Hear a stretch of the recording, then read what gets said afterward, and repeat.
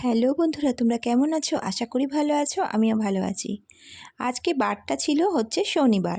তো শনিবার দিন ভাবলাম আজকে একটু মাকে দুধ কলা দিয়ে পুজো দেবো। তো বুঝতেই পারছো কোন ঠাকুরের কথা বলছি। হ্যাঁ, আমাদের মনসা মা।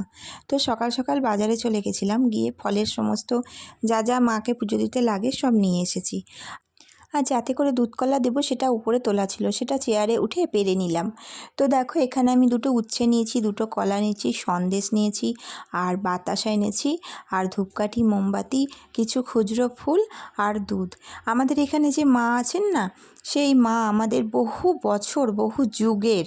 তো এখানে আগে এই মা ছিল অন্যজনেদের, তারা যখন এই বাড়ি করে অন্য জায়গায় চলে গেছিলেন, তো সেইখান থেকেই আমার শ্বশুর মশাই এই বাড়ির পুজো শুরু করে দেয়। তো বহু বছরকার আমাদের এই মনসা মা। তো এইখানে আগে যখন অনেক লোকজন আসতো, পুজো হতো অনেক বড় করে, আমার শ্বশুরমশাই বেঁচে ছিলেন তখন অনেক পরিষ্কার, অনেক লোক এখানে বসতেন, কত সুন্দর। আর এই গাছটাও অনেক ছোট ছিল তখন। আর এখন এই 3 বছর হয়ে গেছে, গাছটা যেমন পরিমাণে দেখো বেড়ে গেছে, তেমনই মানে কীরকম যেন মানে মাথা তোলা যায় না। কিন্তু মায়ের পুজো দিতে গেলে তখন কিন্তু মায়ের এখানে আসতেই হবে, আর এভাবেই পুজো করতে হবে। মায়ের কাছে যে কোনো ভগবান, আমাদের মানে মাথার ওপর যে ভগবান থাকেন, তাদেরকে আমরা যদি স্মরণ করতে যাই, অত সহজে কিন্তু মা আমাদেরকে ভালোবাসবেন না। বাবা যেইটা ভগবানই হোক, আমাদের ভালোবাসবেন না। তো সেই কারণে কষ্ট তো একটু করতেই হবে।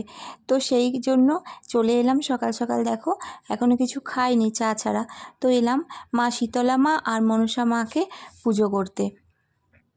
তো এখানে যেন আগে যখন আমাদের মনসা পুজো, শীতলা পুজো হতো, এত সুন্দর জায়গাটা ছিল, মানে কত লোক এখানে বসতো আর কত বড় করে পুজো হতো জানো।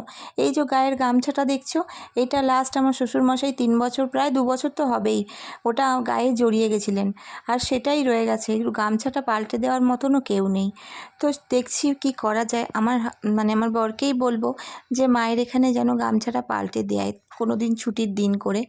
তো পুজো দেওয়া হয়ে গেল, দেখো প্রসাদগুলোও নিয়ে নিয়েছি। এবার বাড়িতে এসে এই দুধ কলা আর উচ্ছের একটু টুকরোও নিয়ে নিয়েছিলাম। তো সেটা সব ভালো করে মাখছি, মেখে এইটাই প্রসাদ খাবো। তো দেখো এটা আমি ঠাকুরের পাত্র থেকে খাবো না বলে আলাদা করে সরিয়ে নিলাম, নিয়ে আমি এখানে প্রসাদটা খেয়ে নিচ্ছি।